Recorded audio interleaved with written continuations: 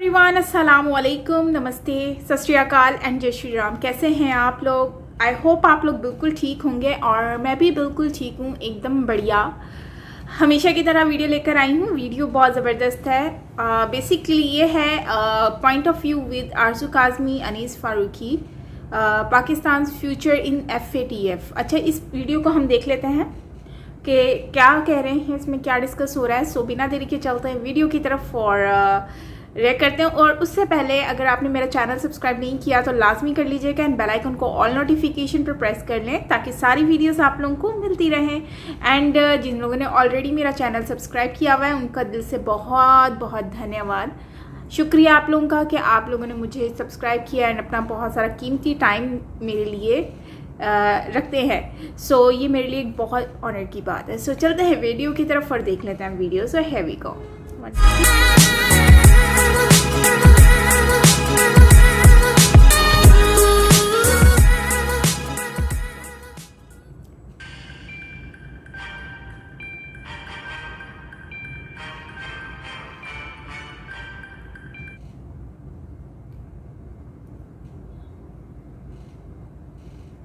अस्सलाम वालेकुम, नमस्कार, सत श्री अकाल एंड गुड इवनिंग।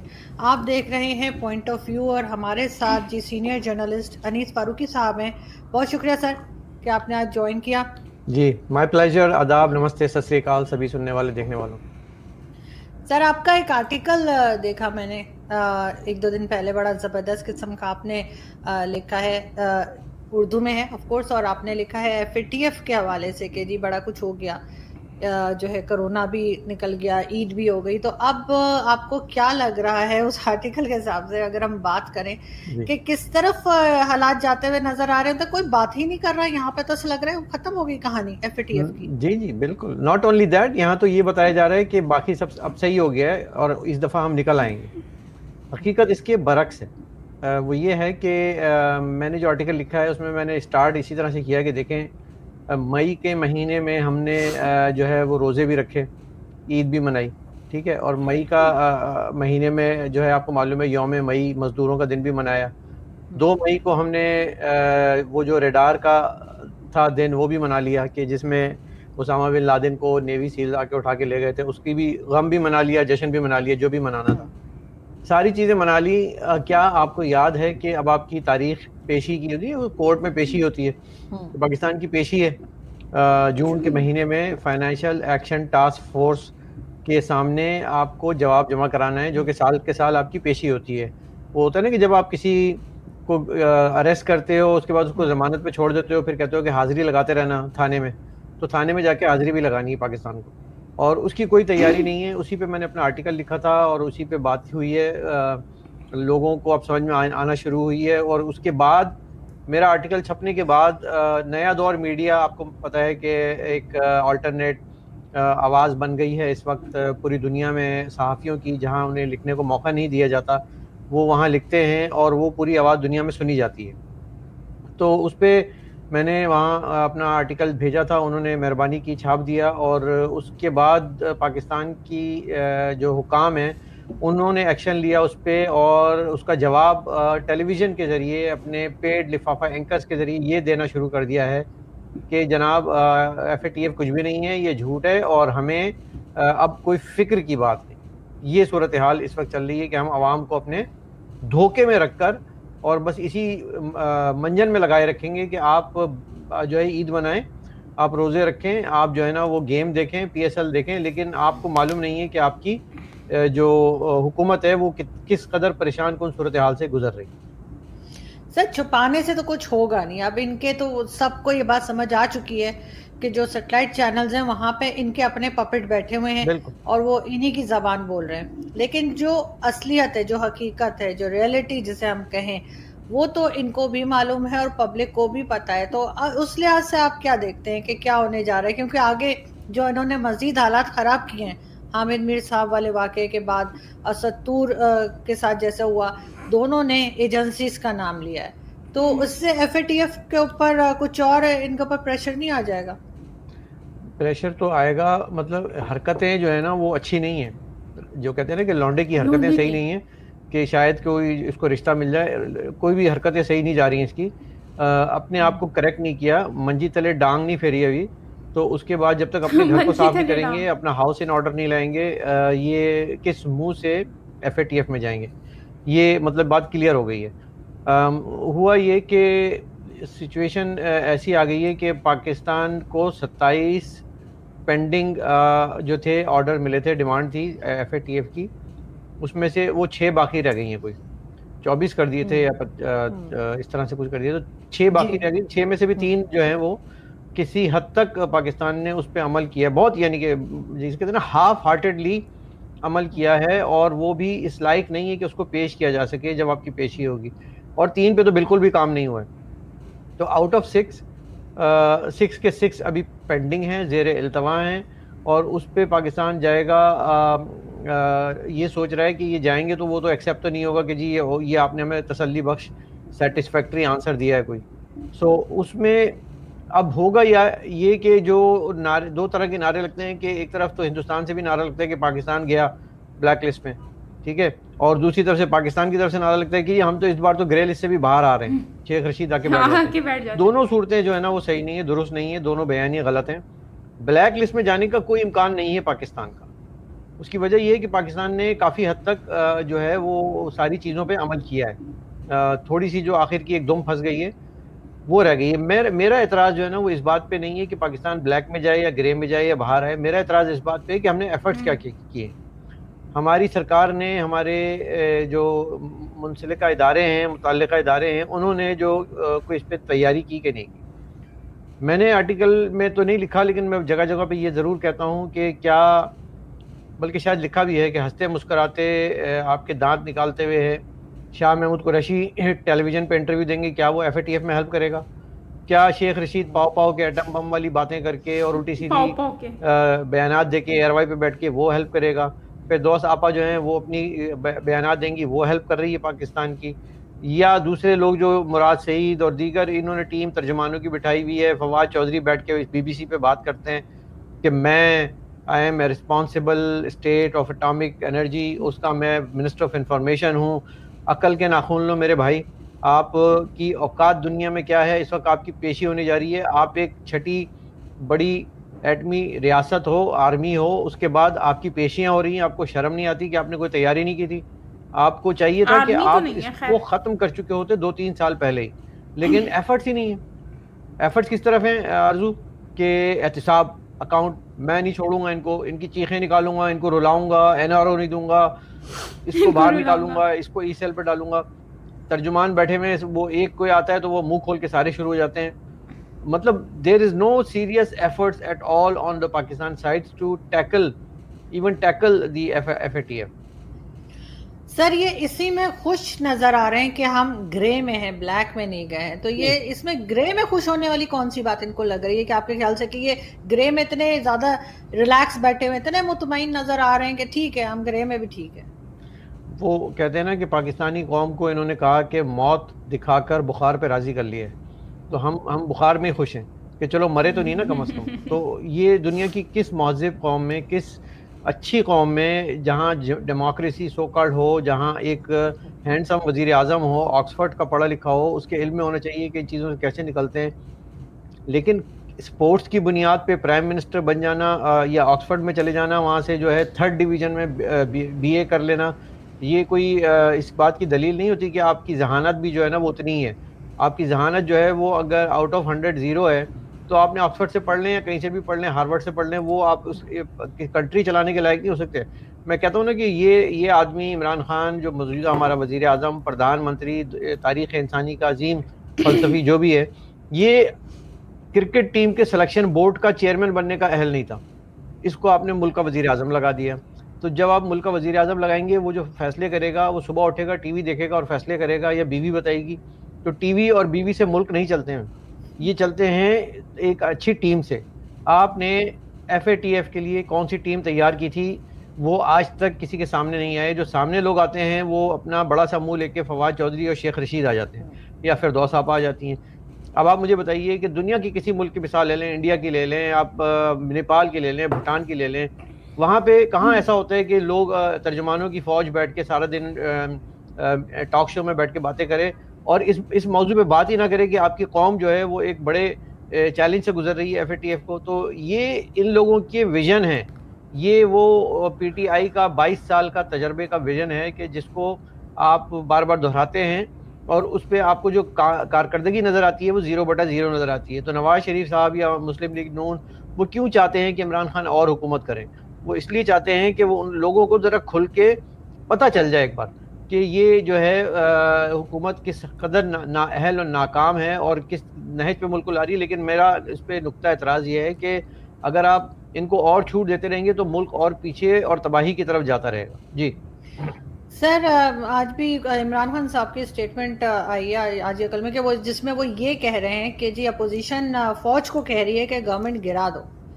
इसका मतलब है कि वो ये बात के लिए तैयार हैं, वो इस बात को मानते हैं कि जो आर्मी है, जो फौज है, वो कोई गवर्नमेंट गिरा सकती है, वरना वो तो हमेशा से ये कहते रहे नहीं जी वो तो इदारा है और प्राइम मिनिस्टर तो मैं हूँ और मैं जो चाहूँगा वो होगा। लेकिन अब उनका ये स्टेटमेंट आया है कि वो एक तो ये कह रहे हैं और दूसरा उन्होंने एक और स्टेटमेंट इंडिया के बारे में दिया कि जी जब तक वो 370 दोबारा नहीं लाते हम उनके साथ कोई बात नहीं करेंगे, जबकि बाजवा साहब ने कहा था कि सब माजी भूल जाओ और आगे बढ़ो। देखें, पहली बात तो ये कि जो आप 370 की बात कर रही हैं, एजाज सैयद ने अपने प्रोग्राम में क्लियर बता दिया है। आपने भी उनका ताज़ा तरीन इंटरव्यू किया था और उससे पहले मेरी भी उनसे भी बात हुई थी, मैंने भी उनका इंटरव्यू किया है। 370 के वक्त पाकिस्तानी हुकाम को, और आपको पता है हुकाम में कौन लोग होते हैं जो सीनों पे तमगे सजा के घूमते हैं, एक जंग नहीं जीती और तमगों की एक बहार है, वो उनको बता दिया था कि ये काम होने जा रहा है, आपने उफ नहीं करनी, आपने उफ नहीं करनी है। और उन्होंने उफ नहीं की। वो इतने ताबेदार हैं न्यूक्लियर स्टेट की हेड और आर्मी के हमारे जियाले बहादुर पुत्र हटा दे जो हैं, वो इतने बहादुर हैं, उन्होंने उफ तक नहीं की और लिप सर्विस, ज़बानी कलामी मुंह की फायरिंग करके वो खामोश हो गए। 1 घंटा जुम्मे की नमाज के बाद लोगों को एक्सरसाइज करा दी मस्जिद के बाहर खड़े होके, एंड दैट्स इट। कश्मीर को उनको पता था कि ये हिंदुस्तान का हिस्सा है और हिंदुस्तान इसको लेकर रहेगा, और क्योंकि उनकी हुकूमत एक जमहूरी हुकूमत है, एक तसलसल है, कॉन्टीन्यूटी है, और वो अवामी वोटों से सेलेक्ट हुआ हुआ प्राइम मिनिस्टर प्रधानमंत्री है जिसका नाम है श्री नरेंद्र मोदी। ठीक है, तो वो अपनी जब बात कोई वादा किया उसने इलेक्शन में, उसने हर वो वादा जो इलेक्शन में किया वो पूरा किया। और इनको मालूम था कि ये ऐसा एक प्राइम मिनिस्टर तारीख में आया है कि ये अब जो काम करेगा ये इसको हम फाइट नहीं कर सकेंगे। जैसे अभिनंदन को इन्होंने 1 घंटे के बाद चाय पिला के फ़ोटो खींच के वापस भेज दिया था, इसी तरह इन्होंने कश्मीर को भी प्लेट में रख के सजा के ऊपर उसके अच्छा सा दस्तरखान रखा और उसको कहा कि ये लीजिए, ये आप लीजिए, हमें थोड़ा सा फेस सेविंग करने दीजिएगा कि इतनी इजाज़त दे दें कि हम हल्के फुल्के आंसू बहा लें। तो इन्होंने चीखें भी नहीं मारी, इन्होंने दुहाइयाँ भी नहीं दी, इन्होंने सिर्फ हल्के से आंसू बहाए और कहा कि जी गुड बाय कश्मीर, और कश्मीर इनका चला गया। ये इतने नाअहल लोग हैं कि जो इस वक्त पाकिस्तान के हिस्से में कश्मीर है, जो पाकिस्तान एडमिनिस्ट्रेटर जिसको इंडियन जो है POK कहते हैं, पाकिस्तान ऑक्यूपाइड कहते हैं, वो भी कल कलां को दे देंगे तो ये उफ नहीं करेंगे, क्योंकि जब इनसे कहा जाएगा कि तुमने उफ नहीं करनी तो नहीं करेंगे। तो ये सूरत हाल जब आपकी क़यादत की हो तो वो जमहूरियत अपोजिशन उनसे दरखास्तें करती फिरे कि आपने जो है वो हुकूमत गिरानी है, ये उठानी है, ये लानी है। ये जमहूरियत का हाल है आपके मुल्क में। जी तो जी वसतुल्लाह खान साहब जो डॉन TV पे जो है वो शो भी करते हैं, BBC में भी लिखते हैं, आप यकीनन जानते होंगे। उन्होंने कहा इनको अगर बैठने को कहा जाए, यानी गवर्नमेंट को बैठने को कहा जाए तो ये लेट जाते हैं। आप कहाँ तक एग्री करते हैं? एक फ़ोन कॉल पे लेट जाते हैं, क्योंकि उनसे उस वक्त कहा नहीं जाता कि आपने लेटना है। उनसे कहते हैं कि जी hello this is Bill Clinton या hello this is George Bush. वो कहते हैं yes sir I am ready, मतलब उन्होंने सवाल भी नहीं सुना होता और वो कहते हैं जी आई एम रेडी, और बाकी तो आप जानते हैं फिर क्या होता है। तो वो एक फ़ोन कॉल पे ढेर होने वाली कौम मशहूर हो गए हैं हम। और शर्मिंदगी की बात है कि जब दुनिया में हम जाते हैं बाहर और लोगों से बात होती है तो वो हमें ताना देते हैं कि एक फ़ोन कॉल पे तुम्हारी कौम ढेर हो जाती है, क्वेश्चन भी नहीं करती, बार्गेनिंग भी नहीं करती, टर्म्स एंड कंडीशन भी नहीं रखती, अपनी शराइत भी नहीं रखती। उसामा बिन लादेन के वक्त, 9/11 के वक्त जब फ़ोन आया मुक्का दिखाने वाले बहादुर जनरल कारगिल के शिकस्त खुर्दा जनरल परवेज़ मुशर्रफ को, तो उसने कहा यस सर कहा और कहा कि हम आपके साथ हैं। जब बुश ने कहा कि आर यू विद अस और on the side of terrorist, उसने कहा आई एम विद यू। और उन्होंने अपने लोग भेज दिए, उन्होंने डॉलर्स के बदले में पश्तूनों को भेज दिया। फिर अमेरिकी जनरल अपनी किताब में गलत नहीं लिखते कि ये अपनी माँ को भी बेच सकते हैं पैसों की खातिर, डॉलर की खातिर। लफ्ज़ डॉलर इस्तेमाल किया था। तो आप मुझे बताइए कश्मीर क्या हैसियत रखता है और दूसरी चीज़ें क्या हैसियत रखती हैं? लेकिन सर फिर ये करेंगे क्या? ये कश्मीर का चूरन बेच बेच के तो इन्होंने फौज खड़ी की हुई है। कश्मीर का चूरन बेचना अब ख़त्म हो गया, क्योंकि वो चूरन की पोटली ख़त्म हो चुकी है, तो अब इनके पास कोई बचा नहीं है। अब फ़लस्तीन का इन्होंने तो कुछ दिन रोना है, उसके बाद ये सऊदी अरब के बलबूते पे कुछ काम करेंगे, इधर उधर मुसलमानों के मुल्कों में जाके मारेंगे, राहिल शरीफ की क़यादत में मुसलमानों को ही मारेंगे, ईरान का हवा खड़ा करेंगे। और ताज़ा तरीन जो है, अब वो तुर्की की मदद से एक नया एलाइज़ चाइनीज़ और तुर्किश एलाइज़ बनाकर ये कोशिश कर रहे हैं कि किसी तरह से अफ़गानिस्तान का जो इनके हाथ से निकल चुका है अफ़गानिस्तान। ये आपको मालूम होना चाहिए कि अफ़गानिस्तान जो पाकिस्तान की फ़ौज उसको अपना 5वां सूबा मानती थी, जहाँ वो करता धरता थे, जहाँ वो उठक-पटक गवर्नमेंट की करते थे, जहाँ वो तालिबान को दूध पिलाते थे, उसके बाद उसी ने सांप ने उनको जब डसा, उसके बाद भी इन्होंने सबक नहीं सीखा और अब अफ़गानिस्तान भी इनके हाथ से निकल गया है। अफ़गानिस्तान में जो जज़्बा पनप रहा है पाकिस्तानियों के साथ, शर्मनाक हद तक हमें अफ़सोस होता है कि वो नफ़रत पे मबनी है। उन्होंने देखा कि हमारी वेलफेयर में कभी पाकिस्तान काम नहीं आया, जब भी हुई हमारी तबाही में, जब बम गिरे तो उसके साथ पाकिस्तान का नाम मुंसलिक हुआ, और जब उस बम पे मरहम रखने के लिए आए तो पड़ोस से हिंदुस्तान आया, हिंदुस्तान के डॉक्टर आए, उनके NGOs आई, उनकी वेलफेयर एसोसिएशन आई। हिंदुस्तान हमारा रिवायती एक हरीफ मुल्क है जिसको हम दुश्मन कहते हैं, लेकिन आप ये देखें कि उस दुश्मन ने आज तक कोई दुश्मनी वाला काम नहीं किया। सारे काम हमने किए, जो पठानकोट से लेकर और पुलवामा से लेकर मुंबई अटैक से लेकर। मरहम नहीं रखा, हमने ज़ख्म लगाए, उन्होंने मरहम रखा, हमने ज़ख्म लगाए, उन्होंने मरहम रखा, उन्होंने माफ़ी दी और उसके बाद उन्होंने रिएक्ट नहीं किया। एक इतनी बड़ी ताकत अगर चाहे तो एक सर्जिकल स्ट्राइक के ज़रिए ये सारा सिस्टम ख़त्म कर सकती थी, लेकिन चूँकि उनके आइन में लिखा हुआ है कि वो किसी के मुल्क में इंटरवेंशन नहीं करेगी, फ़ौजी इंटरवेंशन नहीं करेगी, तो उन्होंने आज तक नहीं की। बिल्कुल सही। लेकिन सर अभी रिसेंटली जो कुछ हुआ पाकिस्तान में, आप देख रहे हैं कि जिस तरह से एज अ जर्नलिस्ट आप क्या समझते हैं कि जो जर्नलिस्ट के ऊपर अटैक्स किए जा रहे हैं और मुसलसल, और वो भी सबसे ज़्यादा जो है, वैसे तो पूरे पाकिस्तान में हो रहा है लेकिन सबसे ज़्यादा जो है वो कैपिटल इस्लामाबाद में किया जा रहा है, आप इस सब चीज़ को कैसे देखते हैं? पहली बात तो ये कि आप अपनी हिफाजत करें, आप खुद इस्लामाबाद में, ठीक है, क्योंकि हमें बड़ा अफसोस होता है कि जब हम देखते हैं कि हमारे साथियों के साथ ये होता है। इस्लामाबाद पाकिस्तान का कैपिटल है और कैपिटल सबसे महफूज तरीन शहर होता है हर तरह से, चोरी चकारी, जेब कतरों से, डाकुओं से, कातिलों से, मुजरिमों से, स्ट्रीट क्राइम से, सबसे महफूज तरीन सिटी होती है। जैसे हमारी ऑटवा है, इसी तरह वाशिंगटन है, उसका जो कैपिटल का एरिया है DC का। तो इस्लामाबाद ना सिर्फ ये कि आवाम के लिए महफूज नहीं है, अब वो सहाफ़ियों के लिए महफूज नहीं है।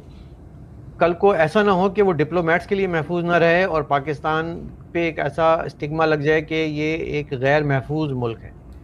फिर हम ये सवाल करेंगे कि क्या जो लोग अपने दारुल खिलाफा यानी कि कैपिटल को महफूज नहीं रख सकते, क्या वो अपने एटमी असासों को महफूज रख सकेंगे? क्या वो कभी किसी गलत हाथों में तो नहीं पड़ जाएंगे? क्या आप ही के डीप स्टेट के रोग एलिमेंट जो आप so called non state actor कहते हैं, कल को वो एटमी आपके जो एसेट्स हैं उन तक उनकी रसाई हो गई, वो पहुंच गए वहां तक, उनके वो बटन पे उन्होंने हाथ रख दिया, तो ये कितना इररिस्पॉन्सिबल स्टेट का मैसेज जाएगा पाकिस्तान के लिए। So we have to think about it. Journalist के साथ आप इसलिए करते हैं आरजू के वो सवाल उठाते हैं। हमारे मुल्क में सवाल उठाना मना कर दिया गया है, हमारे मुल्क में बात करना मना कर दिया गया है। उनको आदत ऐसी पड़ गई है कि आपने सिर्फ जी कहना है, यस सर कहना है या उनकी तारीफ़ करनी है, उनकी कसीदे करने हैं, उनकी मदद सराई करनी है। नहीं करेंगे तो आपके साथ जुल्म होगा, आपकी ठुकाई होगी, आपको मारेंगे, आपको बाजू तोड़ देंगे, आपको चैनलों से निकलवा देंगे। असद तूर हो, मतीउल्लाह जान हो, अफसार आलम हो, हामिद मीर हो, अहमद नूरानी हो, उमर चीमा हो, इन सब की आप मिसाल ले लें। ये मुल्क के अंदर रह के अपनी जंग लड़ रहे हैं, जो मुल्क से बाहर हैं वो भी धमकी उनको मिलती है, उनको भी थ्रेट्स मिलते हैं। करीमा बलोच को कनाडा में आके मार देते हैं, ये साजिद को जाके यूरोप में मार देते हैं, ये साउथ अफ्रीका में काम कर लेते हैं। इनके जो ये नॉन स्टेट एक्टर के नाम पे जो मर्सनरीज घूम रहे हैं, इससे सहाफ़त को नहीं, फ्रीडम ऑफ एक्सप्रेशन को ख़तरा है। तो सर ये अपनी हरकतें क्यों नहीं ठीक कर लेते? ऐसे अब रोका तो नहीं जा सकता, चाहे ये मारें, चाहे इन्होंने सब करके देख लिया, गोली भी मार दी, घर में घुस के भी मारपीट कर ली, उठा के भी ले गए। लेकिन एक चीज़ और मैं देख रही थी कि हमारे जो रिटायर्ड जनरल्स हैं उसमें तकरीबन 91 के करीब ऐसे हैं जिन्होंने कनाडा की सिटीजनशिप ली है। तो आप भी तैयार हो जाएं और हो सकता है डीएचए बनाना शुरू कर दें, क्या पता मार्शल लॉ लग जाए। तो इस तरह आपकी कभी किसी से मुलाकात हुई, आपने कभी पूछा कि जी आपने क्या मुल्क की हालत कर दी है? वो हमारे दोस्त हैं ट्विटर पे टोट बटोट, उन्होंने ये ट्वीट मुझे लिख कर फिर उसके नीचे उसमें लिखा था कि 91 जनरल रिटायर्ड जो हैं वो कनाडा आ गए हैं। फिर उसने मुझे लिखा कि आप भी एहतियात कीजिएगा। तो मैंने कहा चलो वो आ गए हैं तो कुछ नहीं तो एक ISPR ही बना दें यहाँ पे, हमें भी लिफाफे मिलना शुरू हो जाएं। माशाल्लाह तो खैर वो क्या लगाएंगे, वो जब हाजिर सर्विस होते हैं तब वो किसी काम के नहीं, तो रिटायर होने के बाद तो वो बिल्कुल ही नाकाम और नाअहल हो जाते हैं। यहाँ पे रियल एस्टेट एजेंट और मॉर्गेज एजेंट बन के घूम रहे होते हैं जितने भी जनरल मेजर हैं। हाँ अलबत्ता ये है कि उनके घर बड़े बड़े होते हैं, वो यहाँ के पॉश इलाकों में रहते हैं, हम सब उनको आइडेंटिफाई करते हैं, जानते हैं। यहाँ पे वो ज़रा लो प्रोफाइल रहते हैं, बिल्कुल आवाम में घुल मिल जाते हैं, अदबी महफिलों में आना शुरू हो जाते हैं, शायर बन जाते हैं, अदीब बन जाते हैं, राइटर बन जाते हैं, प्रोग्राम ऑर्गेनाइज करने लग जाते हैं, म्यूज़िकल कॉन्सर्ट करवाने लग जाते हैं। यहाँ पे वो वही काम करते हैं जो पाकिस्तान में करते थे, लेकिन वो वर्दी पहन के करते थे। यहाँ अब वो बग़ैर वर्दी के गाने बनाते हैं और तराने जारी करते हैं। 14 अगस्त भी उनके ज़िम्मे आ गया है, वहाँ से अली ज़फ़र को बुलाना है तो वो कॉन्सर्ट भी वही कराएंगे। यहाँ पे एक डिफेंस आर्मी एक्स एसोसिएशन बना डाली है उन्होंने, बड़ी अच्छी ठीक ठाक, जैसे पाकिस्तान में आपका जिमखाना होता था वो इस तरह का उन्होंने पैसा लगा के यहाँ भी अपना काम शुरू कर दिए। कनाडा में भी वो फल फूल रहे हैं क्योंकि पैसा तो बहुत है, पेड घर खरीदे हैं। यानी कि मैं यहाँ पे 30 साल से हूँ, मेरा घर आज तक पेड नहीं हुआ, मैं अभी तक बैंक का मकरूज़ हूँ। वो आते ही जो है वो 2 मिलियन का घर, महल नुमा घर लेते हैं और उसमें रहना शुरू हो जाते हैं, अपनी ज़िंदगी गुजारते हैं और उसमें कोई सवाल नहीं कर सकता। कनाडा की हुकूमत को तो पैसा चाहिए। देखें आप पैसा ला रहे हैं विद इन द कंट्री, वो किसी भी सूरत में ला रहे हैं, चाहे वो, मैंने ये भी देखा कि एक सियासी दौर में भी, अदवार में भी यहाँ पे लोग आए हैं जो सियासी पार्टियों से मुंसलिक रहे हैं, वो भी वहाँ से बड़ा अरबों रुपए लूट के पाकिस्तान का यहाँ आए, बड़े बड़े फार्म हाउस खरीदे उन्होंने और वो अपना हंसी खुशी याद इलाही में ज़िंदगी गुजार रहे हैं। टोपी भी पहन लेते हैं, रमज़ान की महफिल भी वो मुनक़िद कराते हैं। तो ये हमारे जो हैं वो मतलब मुहिब्बे वतन लोग हैं जो वतन में नहीं हैं। आप ये देखिए, ये वो मुहिब्बे वतन लोग हैं। जी, ये उसी तरह के लोग हैं सर। वो जो एक पुरानी फिल्म पाकिस्तानी थी ना, उसका सीन बड़ा मशहूर था कि जी चोरी मेरा पेशा है, नमाज मेरा। सो गाइस ये वीडियो थी जिसमें बात कर रहे हैं अबाउट FATF के। पाकिस्तान FATF में तो है, लेकिन FATF का मतलब कि जुलाई में, आई थिंक उन्होंने जुलाई का कहा है, हाँ जुलाई में जो है होगा, और जबकि मेरे ख्याल से जून या जुलाई का कहा। एनीवेज अब होने वाला है, जबकि इनको कुछ कंफर्मेशन ही नहीं है, कुछ पता ही नहीं है कि कब होगा, कैसे होगा, या हम लोग ब्लैक लिस्ट में आ जाएंगे या फिर हम वाइट लिस्ट में आ जाएंगे। वैसे एक बात है, वाइट लिस्ट और ब्लैक लिस्ट में मैंने एक बार पहले भी कहा था ब्लैक लिस्ट का, तो मुझे काफ़ी लोगों ने कमेंट में कहा था कि ब्लैक लिस्ट तो होता ही नहीं है। तो जब अगर ब्लैक लिस्ट होता ही नहीं है तो फिर लोग क्यों बोलते हैं ये? अभी इन्होंने भी कितनी बार ये वर्ड यूज़ किया, आरजू ने भी ये ब्लैक लिस्ट का वर्ड यूज़ किया। सो ब्लैक लिस्ट होता है, ग्रे लिस्ट भी होता है। सो आई डोंट नो कि आप लोगों ने ऐसा क्यों बोला, लेकिन खैर जो भी है। तो ब्लैक FATF में मतलब कि ये वैसे भी बीच में बड़ी फेब में स्टार्ट हुआ था कि ये ब्लैक लिस्ट हो जाएगा, ब्लैक लिस्ट हो जाएगा, लेकिन फिर उसके बाद पता चला कि अभी जो है वो सिर्फ मतलब कि इनके कुछ पॉइंट्स हैं जो कि अभी 4 पॉइंट्स से पाकिस्तान रह गया है ग्रे लिस्ट से बाहर निकलने में। लेकिन अब उसको क्लियर करने के लिए इनको जून जुलाई तक का टाइम दिया गया है।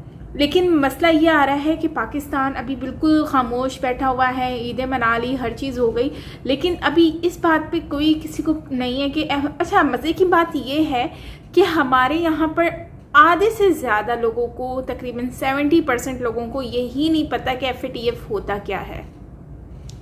FATF का पता ही नहीं है किसी को भी। FATF का बल्कि मुझे भी नहीं पता था काफ़ी टाइम पहले। तो ये ट्रेंड चलता रहता था, तो फिर मैंने इसको ना ट्विटर पर जाकर मैंने किसी से सुना था कि आप जाएँ वहाँ पर हैशटैग लगाएं ये वो, मतलब सुना था लेकिन मुझे पता नहीं था। तो फिर जब मैं गई, मैंने जाकर सर्च किया FATF को, और फिर मुझे पता चला कि FATF तो यार ये ऑर्गेनाइजेशन है और इससे तो ये तो बहुत ही अहम चीज़ है। तो खैर उसके बाद फिर मैंने सर्च किया, काफ़ी चीज़ें जानी, तो और फिर कुछ हमने रिएक्शन वीडियोस बनाई, उस पर भी हमें पता चला। लेकिन खैर पॉइंट ये है कि पता था कि नहीं, ये वैल्यू नहीं रखता। मेन चीज़ ये है कि आप सीखते कितना हो। अगर नॉलेज में लाना हमारा फ़र्ज़ है, शुरू से तो कोई सीख कर नहीं आता, लेकिन मेन चीज़ जो आती है वो यही है कि मैंने इसको सर्च किया और उससे मुझे आइडिया हुआ। इसी तरह से बहुत सारे ऐसे लोग हैं जिनको यही नहीं पता कि FATF होता क्या है या इसका मतलब क्या है, इसको कैसे क्या बोला जाता है, ठीक है, तो इसका कितना अहम रोल है। लेकिन अब मेन चीज़ आती है कि किसी को इसका आइडिया नहीं, और जिनको पता है उनको ये मंजन बेचने की कोशिश में है। तो अब हमारा मेन मकसद ये है कि FATF से निकलना बाहर ग्रे लिस्ट में। लेकिन हमारे जो लोगों को पता है वो खुश हैं कि हम लोग एटलीस्ट ग्रे लिस्ट में, हम ब्लैक लिस्ट में नहीं हैं। सो ये चीज़ हमारे लिए इम्पॉर्टेंट नहीं है कि हम लोग ग्रे लिस्ट में हैं, ब्लैक लिस्ट में, thank God that we are not in black list. लेकिन मेन चीज़ ये आती है कि हम ग्रे लिस्ट से कब निकलेंगे। ग्रे लिस्ट से निकलने के लिए हमें वो 4 पॉइंट को ख़त्म करना है। 4 पॉइंट कौन से हैं, जिसमें माइट भी हो सकता है, टेररिज्म हो सकता है, वायलेंस हो सकता है, और ह्यूमन राइट्स हो सकते हैं, और रिलीजन्स के राइट्स हो सकते हैं। बहुत सारी चीज़ें होती हैं जो कि इसमें हो सकती हैं, क्योंकि टेररिज्म अभी प्रॉपर तरीके से तो ख़त्म हुई नहीं है, और इसके पीछे बहुत बड़े इश्यूज़ और टॉपिक्स वगैरह डिबेट भी होती रहती हैं आए दिन। तो खैर इस वजह से FATF से तो निकलने से बाहर अभी कुछ कंफर्मेशन नहीं है ना, होप कि निकल जाए, क्योंकि अगर निकलेगा तो हमारी आवाम के लिए थोड़ा रिलीफ हो जाएगा, उनको थोड़ा सस्ता पड़ेगा हर चीज़, और महंगाई में थोड़ा कंट्रोल होगा। वैसे तो नहीं होने वाला कंट्रोल, क्योंकि कंट्रोल तब होता है जब हम लोग हमारी गवर्नमेंट अपनी कंट्रोल करने की कोशिश करे। हमारी गवर्नमेंट ना तो कंट्रोल करने में कामयाब हुई, ना ही हमारे आवाम जो है, हमारे जो शॉप के लोग हैं, शॉपकीपर्स हैं, वो क्या करते हैं, वो चीज़ें छुपा कर रख देते हैं। जब थोड़ा सा कीमत बढ़ती है तो उसको इस तरह से बेचते हैं और इतनी महंगी करके चीज़ें बेचते हैं। तो हमारी आवाम में भी इतना नहीं है कि वो शॉपकीपर्स जो हैं वो थोड़ा सा गरीब लोगों पर रहम खा लें, और बेकार से बेकार चीज़ जो है वो गरीबों के लिए रख देते हैं, और अच्छी से अच्छी चीज़ जो है उसके अच्छे रेट लगाकर फिर उसको अच्छी क्वालिटी में डालकर तो सेल करते हैं फिर अच्छी कीमत में। क्योंकि फिर जिनको अच्छी क्वालिटी चाहिए वो तो अच्छे पैसों में ख़रीदेंगे ना, तो उनको पैसों से फ़र्क नहीं पड़ता, उनको चीज़ से फ़र्क पड़ता है। तो गरीब जो होता है उसको चीज़ों से नहीं, पैसों से फ़र्क पड़ता है। तो वो क्या करेगा, वो पैसे देगा, सस्ती में कोई चीज़ आ जाए, ठीक है, बहुत कम प्राइस में आ जाए। तो ये चीज़ होती है।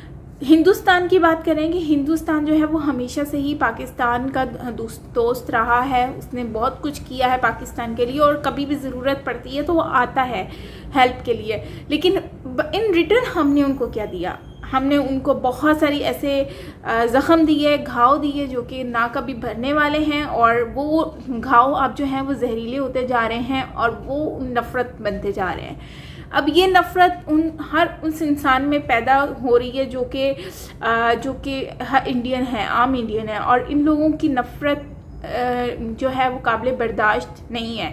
क्योंकि ये लोग जो इनकी नफ़रत है ना, अगर ये लोग हर उस इंसान से नफ़रत करने लग गए हैं जो पाकिस्तान से रिलेटेड है। तो अब पॉइंट ये आता है कि हम लोगों ने उनसे क्या किया। जब वाजपेयी सर आए, उन्होंने अपना दोस्ती का हाथ बढ़ाया, बसेस खुलवाई, रास्ते खुलवाए, और उसमें उनको इन रिटर्न क्या मिला, कारगिल उनको दे दिया गया। क्यों? क्योंकि वो आए थे अमन का हाथ बढ़ाने, दोस्ती का हाथ बढ़ाने, रास्ते खोलने, लेकिन इन्होंने इस तरह से करके अपने आप को एक बार फिर से डाउन कर दिया, और उसके बाद कुछ एक्सेप्ट भी ना किया। तो मेन मसला यही आ जाता है कि जब हम लोग हमारे आगे लोग कोई अच्छा करने की कोशिश करता है तो हम उसको अच्छा नहीं कहते, हम कहते हैं ठीक है यार, सर पे ये तो हमारे साथ सर पे चढ़ रहा है। तो आज ये लोग जैसे कि इन्होंने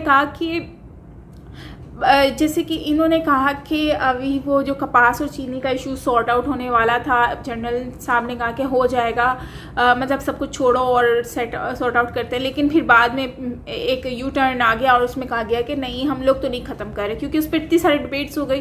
अब हो सकता है प्रेशर की वजह से हुआ हो सकता है कोई और भी रीज़न हो, लेकिन मेन मसला ये आ रहा है कि जो मतलब कि इन लोगों ने, एक तो इनके स्टेटमेंट सेम नहीं है, स्टेटमेंट सेम नहीं है तो भाई आप स्टेटमेंट दो ही नहीं कोई ऐसा जो आपका सेम ही ना हो। तो उसके बाद फिर कश्मीर की इशू आ जाता है, तो कश्मीर में 370 अब लगने वाला नहीं है दोबारा से। 370 कैसे लगाएंगे वो लोग? ये सब कुछ मामला जो हैं ये बहुत ही गहरे हैं। हम लोग, हमारी आवाम को इतना आइडिया नहीं है कि 370 हट गया, उसमें 4G आ गया है, नेट वहाँ पर और हर चीज़ है, सब लोगों ने जश्न मनाए, ये सब कुछ हुआ। तो अब इनको लगता है कि वो 370 दोबारा लगा देंगे। क्या हलवा है? हलवा नहीं है ये हमें हलवा लग रहा है। तो ऐसा कुछ होने वाला नहीं है, बस ये बैठे रहें इसी चीज़ में कि 370 दोबारा से लग जाएगा। पाकिस्तान में जो कश्मीर है उसका कुछ कंफर्म नहीं है कि वो उसको, देखो चीज़ को संभालना बहुत ज़रूरी होता है। अगर ये लोग चीज़ों को संभालेंगे नहीं जो हमारे पास ऑलरेडी हैं, तो हम लोग फिर इसी तरह से आहिस्ता आहिस्ता सब कुछ गंवाते जाएंगे।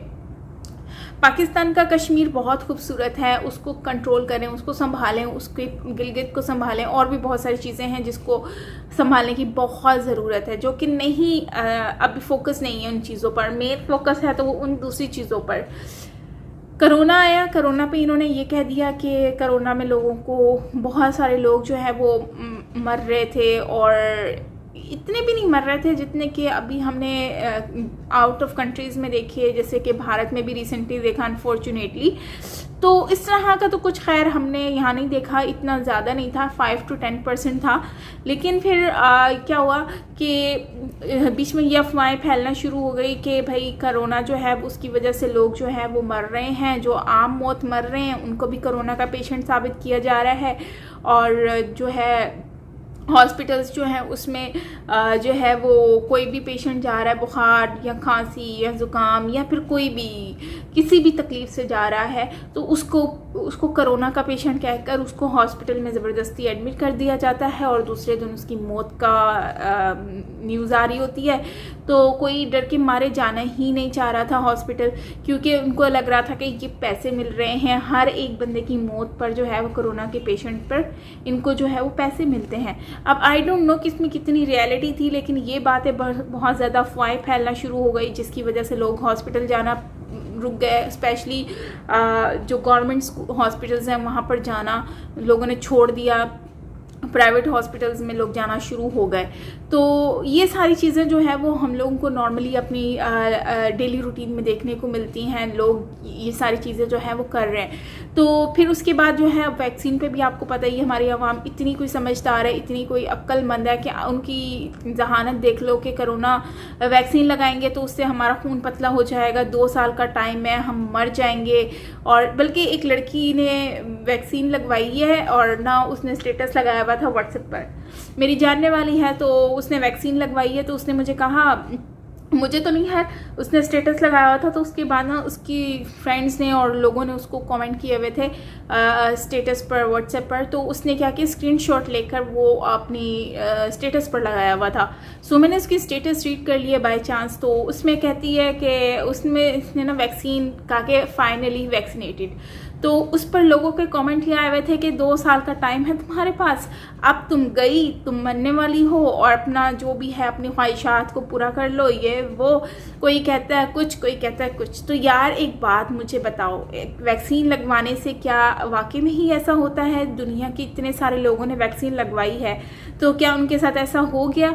ये एक अफवाह की वजह से लोगों ने अपने माइंड को इतना कोई डिस्टर्ब कर दिया है, और अपना नहीं बल्कि दूसरे लोगों का भी डिस्टर्ब कर दिया अपनी इस बीमारी की वजह से। सो ये चीज़ हमें सोचनी है, देखनी है कि हम लोग अपने दिमाग को कितना यूज़ कर रहे हैं, किस तरह से हम आगे चल रहे हैं। लास्ट में एक और चीज़ जर्नल्स की, कि ये लोग कनाडा में जाकर अपना पापा जॉन्स चला रहे हैं, और ये सारा नेशनैलिटी, और 30 इयर्स हो गए हैं इनको। बड़ी बात है कि इन्होंने अभी तक अपना घर नहीं है इनका, मतलब कि अभी भी ये लोन वगैरह पे कर रहे हैं। सो मतलब बच्चा क्या, इनके पास टाइम, इनका भी कुछ मतलब कि जो एज है, एज के मुताबिक तो घर, ऐसे घर जो ख़रीदा भी, और अब उम्र भी गुजर गई, भरते भरते बस ये बच्चों के ही काम आना है और तो कुछ नहीं है, क्योंकि इन्होंने तो अपनी ज़िंदगी मेहनत में ही गुजार दी। लेकिन मेन चीज़ ये आ जाती है कि हमारे जो इतने बड़े बड़े जो नवाज शरीफ को देख लो, वो जाकर उसने वहाँ पर जो यहाँ पर जिसको हम बोलते हैं शेर आया, पाकिस्तान में भी उनकी इतनी प्रॉपर्टीज़ हैं। अगर उनकी बात कर लो अमेरिका में, वहाँ पर भी इनकी इतने सारे, यूएसए में इतनी इनकी प्रॉपर्टीज़ है, मतलब इतना अच्छा खासा घर है और अच्छे एरिया में, मेन रोड पे। सोचो यार, इस तरह से इन लोगों की प्रॉपर्टीज़ हैं और हर चीज़ है इनके पास और इन्वेस्टमेंट कर रहे हैं। पाकिस्तान का सारा पैसा आउट ऑफ कंट्री जा रहा है, वहाँ पर लोग इंजॉय कर रहे हैं और हमारी गरीब आवाम क्या कर रही है, यहाँ पर आटा, चीनी, घी और घर, कपड़ा, मकान, बस इसी के लिए रोना रोकर बैठी हुई है। सारी गलती हमारी आवाम की है, जो हर साल हर जब भी इलेक्शन होते हैं तो उसमें सिलेक्ट कर लेते हैं कभी किसी को, शेर को, जबकि उनको पता है कि ये करप्शन है, हर चीज़ है इनमें, लेकिन फिर भी वो क्या करते हैं, वो उनको शेर आया वो ही कर रहे होते हैं। फिर बल्ला आ गया, पीटीआई आ गया, फिर पीपल्स पार्टी आ गया, पता नहीं कौन कौन से लोग जो है वो हमारे सर पे मुसल्लत कर दिए गए हैं, जिनका कुछ पता ही नहीं है कि वो लोग हमारे लिए कर क्या रहे हैं। Actually they are doing nothing. हम लोगों के लिए कुछ भी नहीं कर रहे, बस अपने लिए कर रहे हैं और हम लोगों को बेवकूफ़ बना रहे हैं। That's it. सो गाइस, ये थी हमारी आज की वीडियो। आई होप कि आपको अच्छी लगी होगी। अच्छी लगी हो तो लाइक कर दीजिएगा, कमेंट करके अपना ओपिनियन ज़रूर शेयर कीजिएगा, अच्छा लगेगा मुझे। और मिलते हैं नेक्स्ट वीडियो के साथ। तब तक के लिए अपना बहुत सारा ख्याल रखिएगा। मैं हूँ साइमा पीरज़ादा। Bye bye.